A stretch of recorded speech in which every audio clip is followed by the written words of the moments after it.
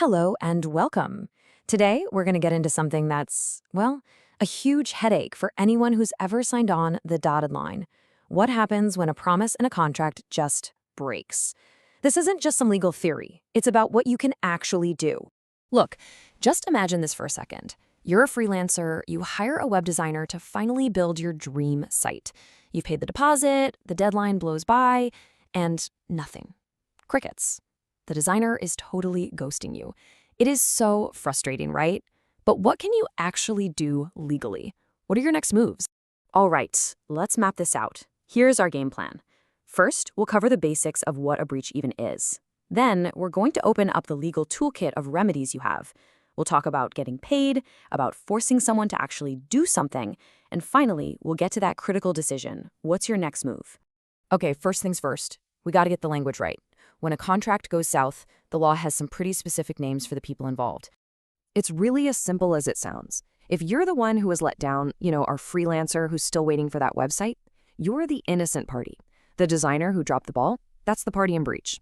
Just knowing these two roles is step one. Now this quote, this is everything. This is the whole philosophy behind contract law remedies. The goal isn't to punish the other person. It's to compensate you. The whole point is to use money to put you in the exact same spot you would have been in if the promise had been kept. It's about making things right, not about getting revenge. So, how does the law actually do that? Well, I want you to think of it like you've been given a toolkit.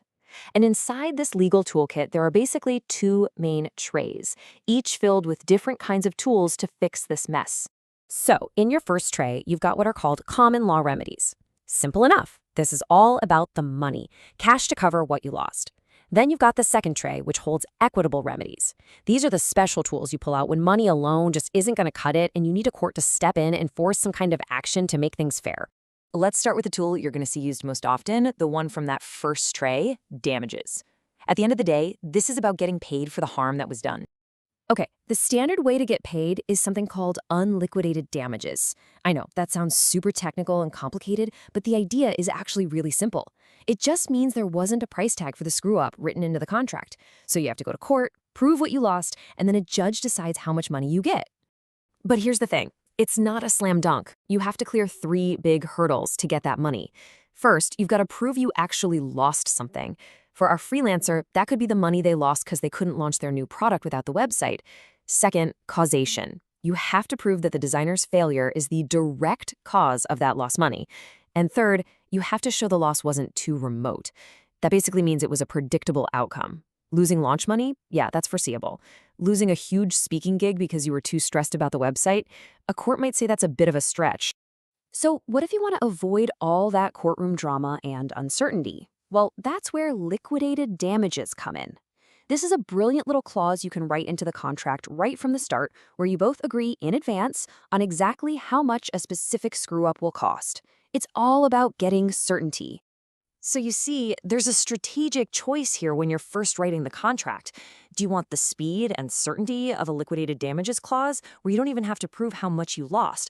Or do you want the flexibility of unliquidated damages, where you can claim what you actually lost, but you've got to do the work of proving it all in court? Now, there is one giant critical rule for this to work. You can't just stick a crazy high number in there to punish the other side. The amount has to be a genuine pre-estimate of what the loss would actually be. If a judge looks at it and says, come on, this isn't a real estimate, it's a penalty clause designed to scare them, they just won't enforce it, simple as that. And one last crucial thing on damages. You can't just sit there and let the losses rack up. The law says you, the innocent party, have a duty to mitigate your losses. That's a fancy way of saying you have to take reasonable steps to reduce the damage. Our freelancer can't just wait around for 6 months while their business is bleeding cash. They need to get out there and try to find another designer. If they don't, a court might actually reduce the amount of money they can claim. But what happens when a check just isn't going to fix it? What if the problem isn't something money can solve?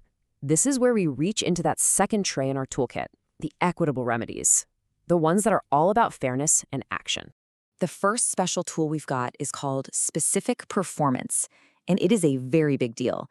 This is when a court doesn't give you money. Instead, it orders the other party to do the exact thing they promised to do. It's incredibly powerful, which is why it's also pretty rare.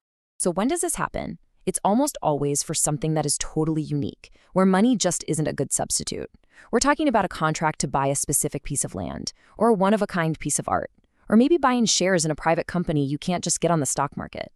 In those cases, a court might step in and say, nope, you have to follow through. Another really key tool is an injunction.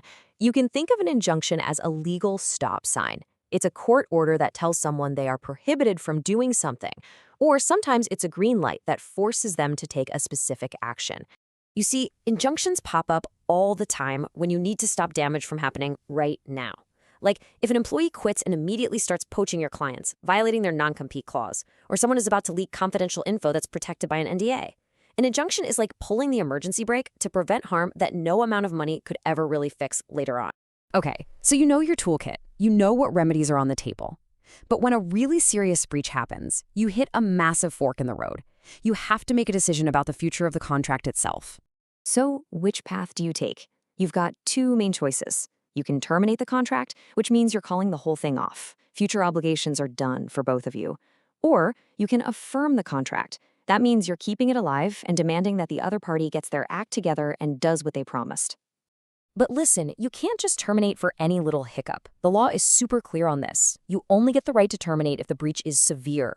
We're talking about a total refusal to perform, or a breach of a term that was absolutely fundamental to the deal, or a failure so big it completely destroys the whole point of the contract for you. And here is a massive, massive word of warning. If you decide to terminate, you had better be 100% sure that the breach was bad enough to justify it. Why? Because if you get it wrong, and a court decides it wasn't a severe enough breach, then your act of terminating is now itself a breach of contract. And just like that, the tables have turned, and you're the one in hot water. And all this really brings us to the final, most important thought. We've spent all this time talking about how to react when a contract breaks, but the real power is in being proactive. So the question I want to leave you with is this. Is your contract actually built to protect you? Does it have things like a smart liquidated damages clause to give you security when things inevitably go wrong? Because really, the best remedy of all is the one you never have to use.